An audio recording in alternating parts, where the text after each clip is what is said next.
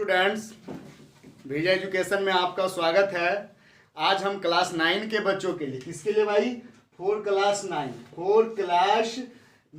के बच्चों के लिए लेके आए हैं कौन सा chapter? Line, angles and triangle. Line, angles and triangle. आपके पिछले वीडियोज में मिला था आपको इंट्रोडक्शन ऑफ यूक्लिड ज्योमेट्री, तो उसमें बहुत सारे पॉइंट को बता दिए थे जिसको जानना था लाइन, एंगल्स एंड ट्रायंगल में भी। जैसे कौन कौन सा पॉइंट को जानना था, तो आपको सबसे पहला चीज ये तीन, लाइन, रे और लाइन सिगमेंट, ये तीन चीज को जानना था जो हम इंट्रोडक्शन ऑफ यूक्लिड ज्योमेट्री में बता दिए। अगर जिस बच्चे को ये नहीं आता है तो वापस इंट्रोडक्शन ऑफ यूक्लिड ज्योमेट्री के वीडियोज में जाकर के देख लें। उसके बाद आपको और भी पॉइंट चाहिए होता था जानना इसमें, जिसको बोलते हैं इंटरसेक्टिंग लाइन। क्या बोलते हैं? इंटरसेक्टिंग लाइंस, कॉन्कुरेंट लाइंस और उसके बाद पैरेलल लाइंस, ट्रांसवर्जल लाइंस। तो ये सारा जो है इंट्रोडक्शन ऑफ यूक्लिड ज्योमेट्री में ही बता चुके हैं। आप वहां पर जाएं, वीडियो को विजिट करें, वीडियो को वॉच करें, तो आपको वहां पर सारा चीज मिल जाएगा। अब आते हैं लाइन एंगल्स में। आपको सबसे ज्यादा जरूरी जो है, हम एंगल्स पे चलते हैं। लाइन्स उन्स के बारे में बता चुके थे, तो अब एंगल में चलते हैं। तो पहले एंगल किसको कहते हैं? सबसे ज्यादा जरूरी चीज ये है जानना कि एंगल्स किसको कहते हैं। तो एंगल्स को ऐसे तो जनरली लिखा जाता है कि when two rays having a common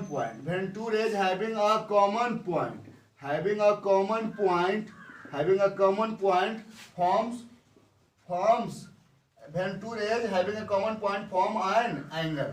तब वो क्या बनाता है? एक एंगल बनाता है। जैसे एक रे ये हो गया, ये एक रे हो गया, और ये भी कोई एक रे हो गया, ये दोनों का एक पॉइंट कॉमन है, तो इसको हम लोग क्या बोलते हैं? एंगल।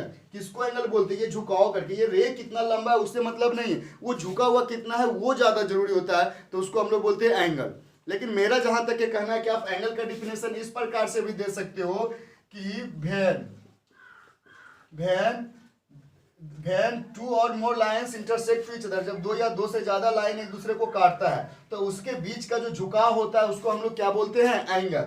उसके बाद और भी चीज आपको, जैसे है, आप देखिए ये हैंड है, तो ये हैंड जो है यहाँ पर से ये घूमता है ना, तो यहाँ पर देखिए क्या, ये झुकाव, यहाँ पर कम झुकाव है तो एंगल कम है, यहाँ पर झुकाव क्या हो गया? बढ़ गया, तो ये एंगल बढ़ गया, ये एंगल है। दरवाजा है, वहां पर भी एंगल आपको दिखता है। आप जैसे ये बोर्ड है तो बोर्ड का कॉर्नर में एंगल है, मतलब एंगल से ही घिरे हुए हम चारों बगल। जो दीवार है तो उसके बीच एंगल है। तो ये जो एंगल होता है वो झुकाव कितना है, इंक्लाइनेशन कितना है, उसको एंगल बोलते हैं। उसको क्या बोलते हैं? एंगल। उसके बाद क्या होता है कि अगर यहाँ पर हम एक फिगर बनाए, ये एक फिगर बनाए हैं और ये एक एंगल है जिसका नाम मान लीजिए दे दिए AOB, और ये एक एंगल है, ये क्या है? एंगल है। तो यहाँ पर क्या इंट्रोड्यूस करोगे कि here AOB is an angle. AOB जो है इज एन एंगल। AOB एक क्या है? एंगल है। AOB एक क्या है? एंगल है। उसके बाद ये भी जानना चाहिए कि एक एंगल में होता क्या है, तो आप लिख सकते हो कि an angle has two arms and a vertex. An angle has two arms and a vertex. एक एंगल में दो को बाजू होता है, आर्म्स होता है, जैसे हो गया OB, एक हो गया OA, तो दो आर्म्स होता है और एक वर्टेक्स। जिस पॉइंट पे एंगल बनता है उस पॉइंट को वर्टेक्स बोलते हैं। तो अगर इसमें पूछा जाए कि आर्म्स कौन कौन है, तो इसमें आर्म्स जो है ये मान लीजिए OA एंड OB है, और उसके बाद वर्टेक्स कौन है? तो वर्टेक्स यहाँ पर जो है पॉइंट O है। किस पॉइंट पे एंगल बन रहा है? O पॉइंट पे। किस पॉइंट पे? O पॉइंट पे। तो यहाँ पर O क्या हो गया? वर्टेक्स हो गया। O क्या हो गया? वर्टेक्स हो गया। अब चलिए आगे बढ़ते हैं। एंगल्स को मेजर क्या चीज में करते हैं? जैसे वजन है तो उसका मेजर केजी में करते हैं, लंबाई है तो उसका measurement metre, centimetre, millimetre, kilometre ऐसा करते हैं। तो अगर ये है कि आपको यहाँ पर दिया हुआ एंगल है, तो एंगल को मेजर कैसे करते हैं? तो एंगल ज्योति तीव्रता, तो उसको कैंडल में करते हैं। बहुत सा ऐसा है, जैसे करंट है तो उसको क्या चीज में करते हैं? एम्पियर में करते हैं। तो उसी तरह से इसको क्या चीज में मेजर करते हैं? एंगल्स को क्या चीज में मेजर करते हैं? तो एक बात बताते हैं, एंगल्स को मेजर करते हैं डिग्री में, रेडियन में और ग्रेड में। तो आप लिख सकते हो कि angles are measured in, angles को मेजर किया जाता है। क्या किया जाता है? कि angles are measured in degree angles are measured in degree, जहां पे छोटा सा ऊपर में गोल सा रहता है। उसके बाद रेडियन, रेडियन जिसमें छोटा सा ऊपर में सी रहता है लिखा हुआ, and grade, and grade, grade में भी मेजर किया जाता है, ग्रेड जिसमें स्मॉल जी जैसा साइड में लिखा हुआ रहता है, जैसे ग्राम रहता है। यानी एंगल्स को मेजर डिग्री में करते हैं, रेडियन में करते हैं और ग्रेड में भी करते हैं। यानी ये 3 इकाई बताए हैं जिससे एंगल को मेजर किया जा सकता है, मापा जा सकता है।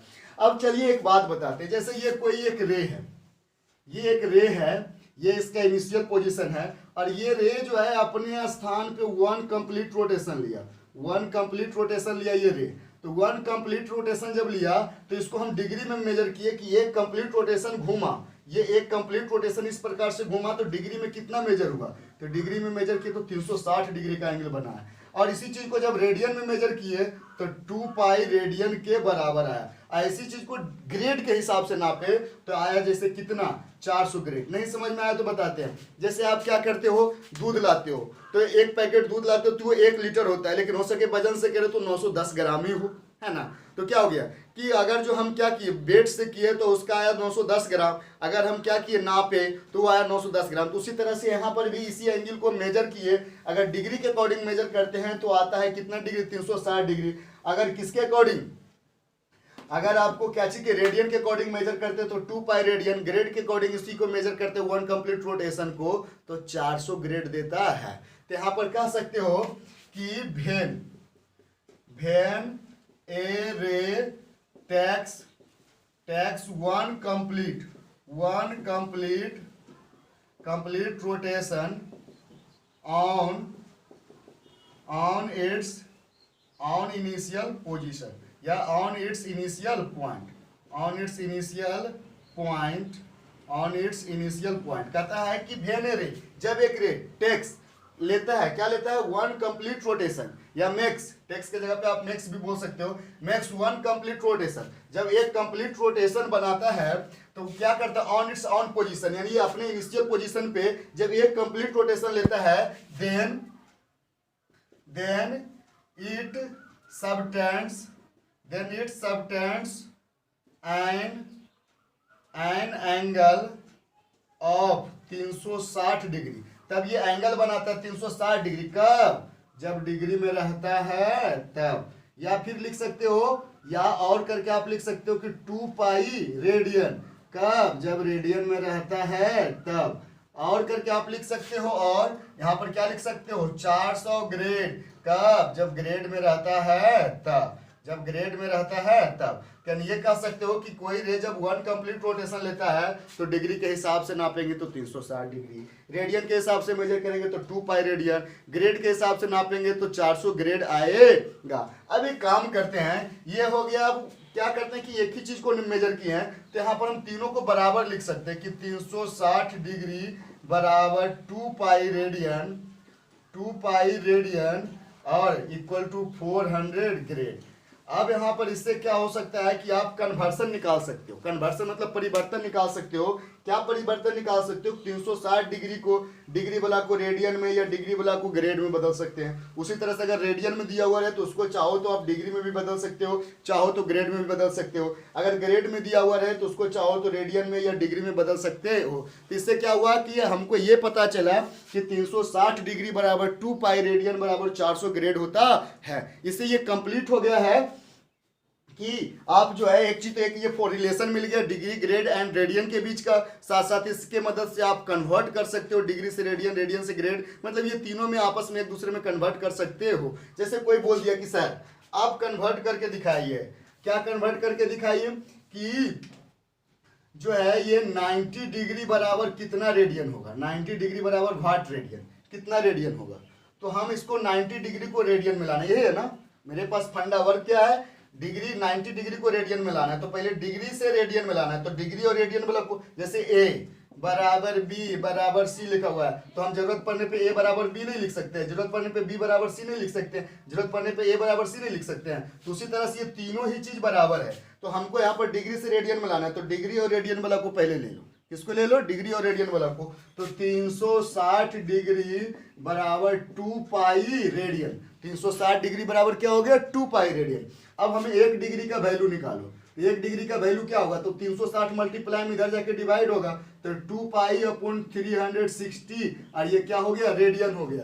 अब 1 डिग्री का वैल्यू निकल गया, तो 90 डिग्री का वैल्यू क्या होगा, तो यहाँ पर क्या करेंगे, देखिए 1 डिग्री का वैल्यू इतना है, तो 90 डिग्री का वैल्यू ज्यादा आएगा, 90 से मल्टीप्लाई करेंगे, तो यहाँ पर कितना हो गया, 2 पाई अपॉन 360, ये 1 डिग्री का है, तो अब जितना डिग्री उतना से मल्टीप्लाई करेंगे, तो 90 डिग्री 90 से मल्टीप्लाई कर दिए, तो इतना रेडियन हो गया, ये 90 से कट गया 4, ये 4 से कटा 2 है, ये 2 कट गया, तो अब हो गया 90 डिग्री बराबर फाइनली बच गया π/2 रेडियन, 90 डिग्री बराबर π/2 रेडियन। तो आप क्या कर सकते हो, डिग्री से रेडियन में, रेडियन से डिग्री, उसी तरह से रेडियन से रहता है ग्रेड में बदलने का, तो रेडियन ब्लॉक ग्रेड ब्लॉक को बराबर लेकर के 1 रेडियन के निकाल के फिर जितना रेडियन का कहता निकाल देते, ग्रेड से किसी में रहता है। तो उम्मीद करते हैं कि आप 9 क्लास के बच्चे हैं तो बना सकते हैं, अगर नहीं बनेगा तो आप कमेंट में लिखेंगे, तो मैं प्रयास करूंगा कि इसका एक अगला वीडियो बना के दें, ताकि जिसमें सिर्फ कन्वर्सन ही सिखाएं।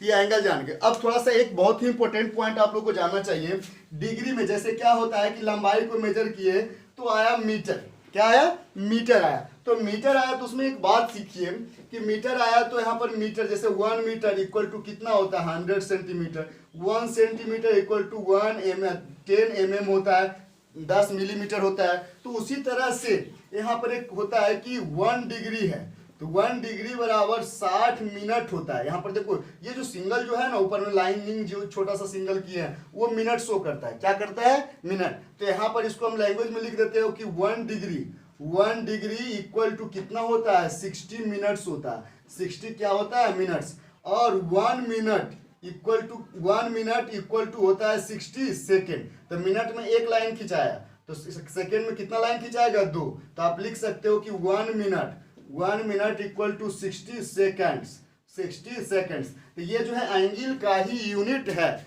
डिग्री, तो डिग्री से छोटा होता है कौन, डिग्री का 60वां हिस्सा होता है मिनट, और मिनट का भी 60वां हिस्सा होता है क्या चीज, सेकेंड। तो यहाँ पर 1 डिग्री बराबर 60 मिनट और 1 मिनट बराबर 60 सेकेंड होता है। इसका बहुत ही आगे चल के आपको जरूरत पड़ने वाला है। तो अब जो है हम एंगल का क्लासिफिकेशंस के बारे में जानते हैं, एंगल का क्लासिफिकेशंस के बारे में जानते हैं। तो एंगल का क्लासिफिकेशन जानते हैं, तो एंगल्स लिख सकते हो कि angles are generally classified into 7 parts. Angle को जनरली कितने पार्ट्स में क्लासिफाई किया गया, 7 भागों में बांटा गया। कितने भागों में बांटा गया, 7 भागों में। जैसे सबसे पहला जो टाइप्स होता है उसको हम लोग बोलते हैं जीरो एंगल, कैसा एंगल बोलते हैं, जीरो एंगल। और दूसरा जो होता है उसको हम लोग बोलते हैं एक्यूट एंगल्स। आप लोग पहले भी ये सब चीजों की पढ़ाई किए होंगे। उसके बाद क्या होता है, राइट एंगल, क्या होता है, राइट एंगल। और उसके बाद फोर्थ में क्या होता है, ऑब्ट्यूज एंगल्स। और उसके बाद फिफ्थ में क्या होता है, तो फिफ्थ में आपका होता है स्ट्रेट एंगल, क्या होता है, स्ट्रेट एंगल। और उसके बाद जो होता है सिक्स्थ में जो होता है वो होता है आपको रिफ्लेक्स एंगल, क्या होता है, रिफ्लेक्स एंगल।